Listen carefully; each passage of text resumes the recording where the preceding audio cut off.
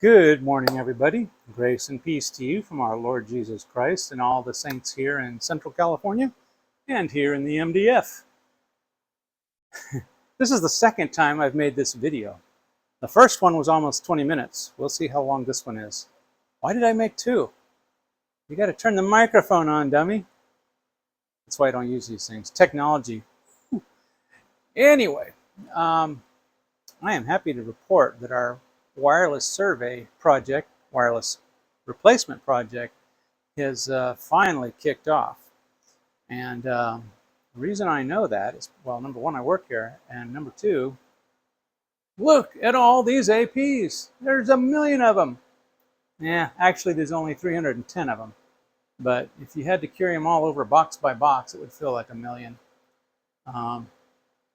So yeah, that was the first part of the project. Stage one is, take receipt of the APs, stage one, phase one, whatever you want to call it. And phase two, move them over to our staging area. So we're going to use the MDF here as a staging area. And you phone guys, please don't ask me about that stuff. I don't know anything about it, except that there's like several hundred miles of copper wiring there. That's all I know.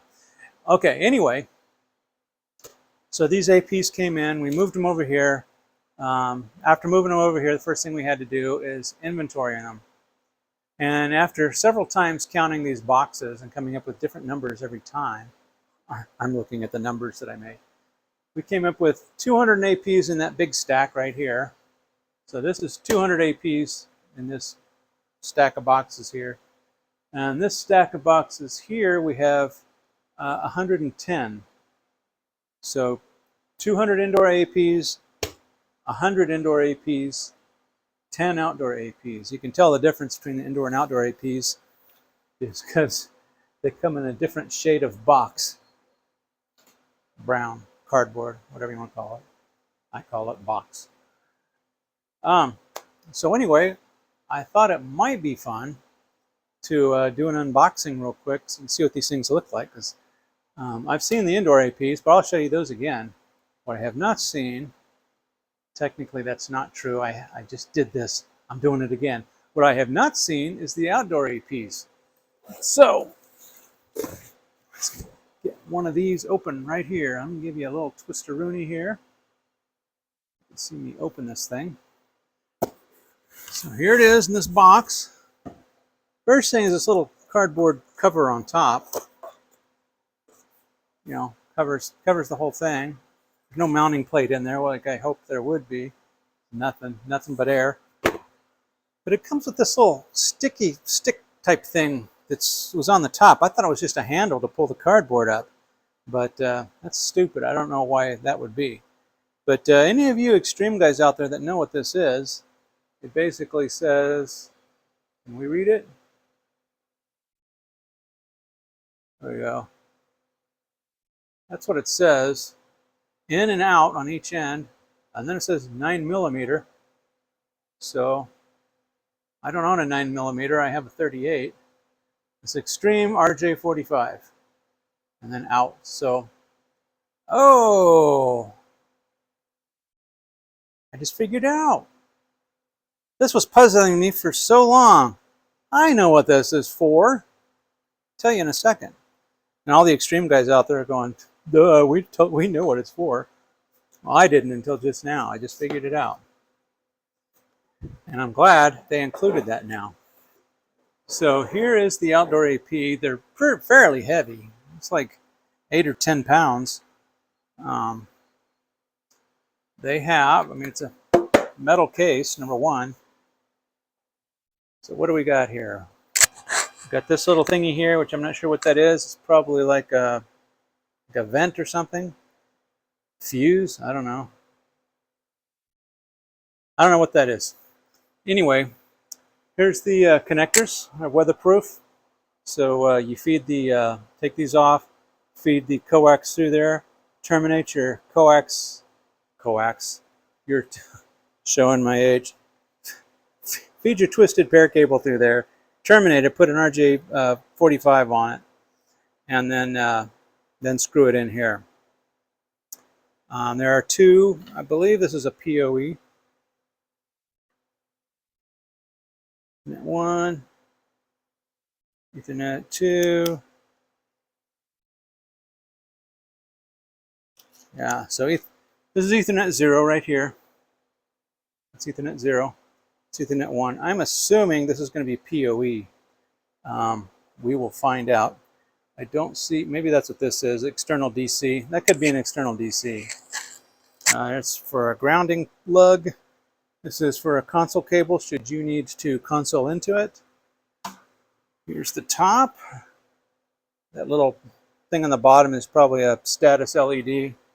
And there's really not a whole lot else on any side of it. Yeah, that's about it.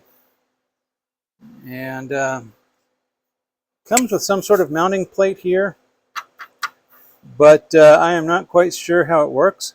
I'm just going to hand this over to engineering because dude's got a 3D printer. I'm sure he can come up with some way to mount these guys on a building or on a pole or however he wants to do it. Because I got no idea, and that's why I'm not in engineering. That's actually right side up or upside right, depending on where you're from. And that's it for these, other than they're really heavy, and we have no way at present to mount them. So this is an AP 5050. So, all right, I'm going to put this guy back. Oh, and the little stick thingy. This, take this guy off, pull it out of the way, put your RJ45 cable and connector in there, push it in to insert it. To take it out, push it in, pull the whole thing out. It's an extractor, inserter and an extractor. Awesome. Had no idea what that thing was. Good thing we got 10 of them, because I'm sure some of them will get lost. I thought it was just a handle. All right, let's put this guy back. That is our outdoor AP 5050s, of which there will be 10. What do we need outdoor APs for? Well, there's a couple places where we do need outdoor coverage. One of which is at the ambulance entrance. This way the nurses can go out into the parking lot where the ambulances are, and check in patients, get vitals, report to the doctors. While they're there, they can talk on their little Vocera badges. You know, hello, this patient's, bleeding out, let him in, whatever. They can communicate. We also need one, we have a helipad. So helicopters bring trauma patients in. They want to be able to walk all the way out to the helipad with their Vocera badge, which I don't know why they're not going to be able to hear anything over the helicopter. Not my call. So we're going to give them wireless coverage all the way out to that helipad. Maybe so they can say, stand out there, yep, I see him, here he comes, he's coming in. But we have other software and other communication things for that, so we can hear them on the radio. So helipad is another area we want coverage. There's some breezeways between the two hospitals. There's two main buildings here, and there's some breezeways there that we want coverage for Vocera and laptops and whatever they're doing on their phones. There's another application we use on the phones called Tiger Connect, which is an encrypted texting application that we use. Meets HIPAA requirements. Sometimes they're texting in between buildings. And what other place? Outside our groundskeeper shack. I don't know why he needs wireless, but hey, whatever. And then the other place is there's an outdoor events area, big green lawn outside of one of our buildings. We have an AP way up high on the building pointing down at the lawn. And that's so that when we have events like hiring events or job fairs or whatever, you can bring people in and they can take their wireless laptops out there, computers, whatever, and go to websites and show them what they're doing. So that is why we need outdoor APs. You know why we need indoor APs. So I'm going to grab one of these out of the indoor box. which these are a pain because they are in there tight. T-I-E-T, tight. All right. Ugh. Getting arthritis in my wrist, that hurts. All right. Here's the indoor AP. It says so right there. Just another smaller pizza box. But thank heavens, a smaller and lighter AP. So we open up this bad boy. Handy dandy booklet that nobody ever reads. And sanitized for our protection, we have an AP in a bag. So here's the AP. We've got it branded diagonally like this, so the little E thing is over here. They're going to be mounted like this, pointed down. But there's not a whole lot to them. You got over on one corner, you got a console port, and you got a USB port, which I am guessing would be like for firmware updates and, you know, grabbing logs, whatever. They usually send them over the Ethernet, but there may be a reason. Okay, and over here on this corner, we've got a 12-volt DC plug, should you need it. And right next to those, we've got an Ethernet port that is unpowered and a powered Ethernet port. And by powered, I mean you can supply power to it, and it'll supply power to the AP.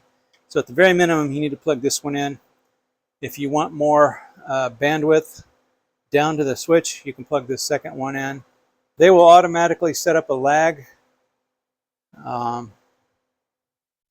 Sorry, the new term is multi-link trunk, I think, MLT, but they will automatically set one up. I'm old school entericist, so I call it a lag. Link aggregate link aggregate. So, and then the other thing we got in here, I'm going to set this down for just a minute to show you what that's for. Got another little bag, some handy dandy stuff in it. So it's got some drywall anchors in there, number one. And two, it's got the mounting plate. And this is kind of cool. Sticky tape. Hang on, hang on. It's coming, I swear. Sticky tape out of the way. All right, this is the mounting plate. Basically what you do is you mount it this way towards the ceiling. You see these two clips. And these metal clips and plastic clips. So you'll put this on a T-bar from a hanging drop ceiling. You know, they got those little T-bars that all the ceiling tiles hang on. So you kind of give it a little twist, push these plastic tabs up against the T-bar, and they'll push in, and then you rotate it, and then they'll click out. These things will click open and hold it so that it can't rotate off the T-bar. And then if you need to take it off, you can stick your fingers in there and pull that tab back down like that. Rotate it again, and you have to do it on both tabs. Pull them both down, then you can rotate it. So I'm not very good at it, but engineering is, trust me. So that's that. This is the bottom of it, as it'll be hanging this way. It's the bottom. You see a little cylinder here. It's basically a key to make sure you're right in the middle. And then you see a little red dot there.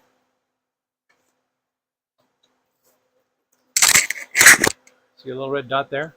So when you go to put this thing up in, pretend this is upside down. You line up these two dots like that,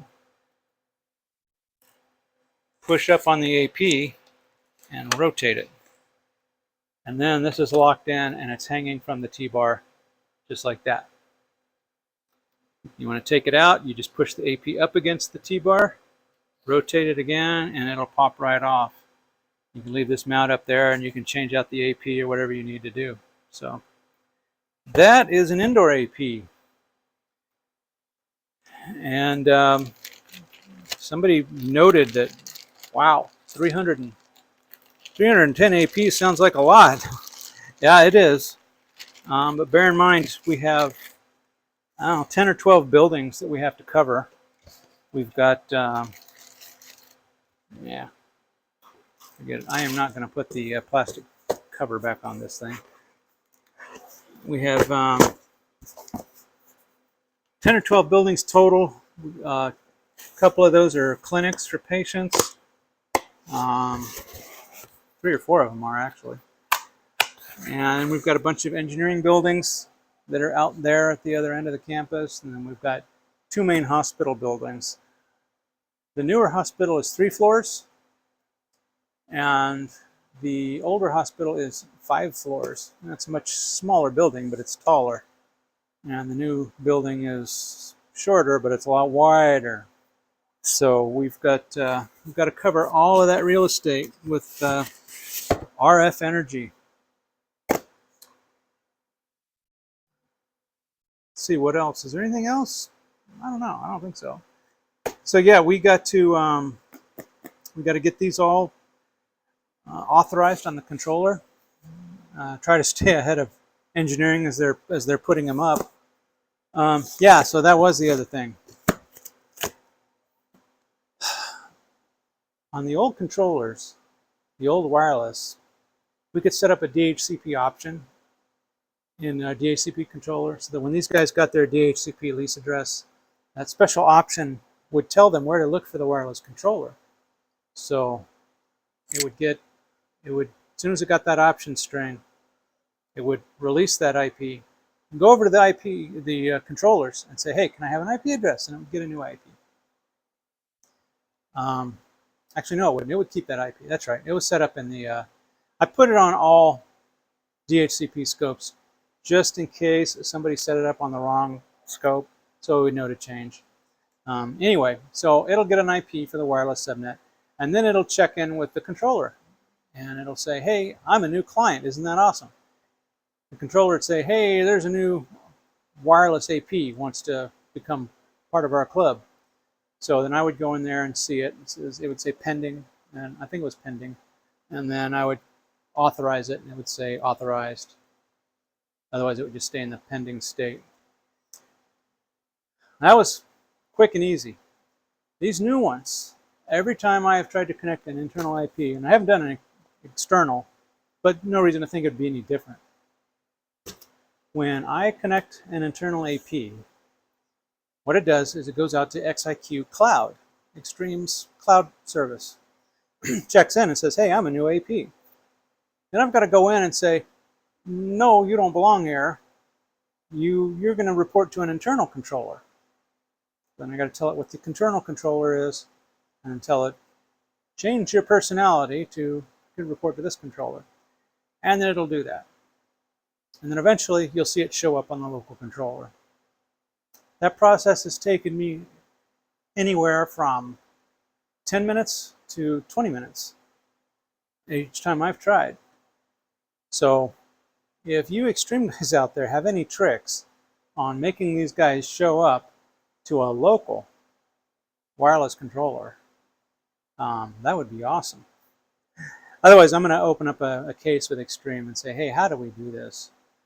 You know, I know there's an app you can use to kind of go ahead and pre-authorize them. I'm going to look into that too. But I'd really like some guidance on how can we speed that issue up, because 300 APs taking, you know, upwards of 20 minutes each to authorize. I don't want to mess with that. In Puerto Rico, this is his first foray into wireless. I don't want to ruin it for him. I want him to have a nice, easy process that he can stick to. So anyway, that's coming up. So the only other thing is this week we have a meeting with Extreme for the wireless survey kickoff. That's the next phase of this whole thing, is surveying them. And we may start pre-authorizing these just to make things go quicker, if we can get a good way to do it. But really the survey is the first step, which they're going to come through and survey every, won't be every area, but it'll be every clinical area. Everywhere we provide patient care, everywhere we need real-time location services. So they'll be coming in to do that. So Thursday is we lay out our expectations, they lay out their expectations, We all kind of try to talk about what each other is going to need, and off we go. So, all right, guys, that's all I got for this week. This second video is even longer than the first one. Lucky you. So, if you got any comments, please leave them down below. If you got any answers to my questions, leave them down below. If you like what you saw, click the subscribe button. Click the notification bell. Give me a thumbs up. Give me a thumbs down. Tell me what you want to see. And we'll do our best to provide that. So, as always, guys, we'll see you next week. God bless.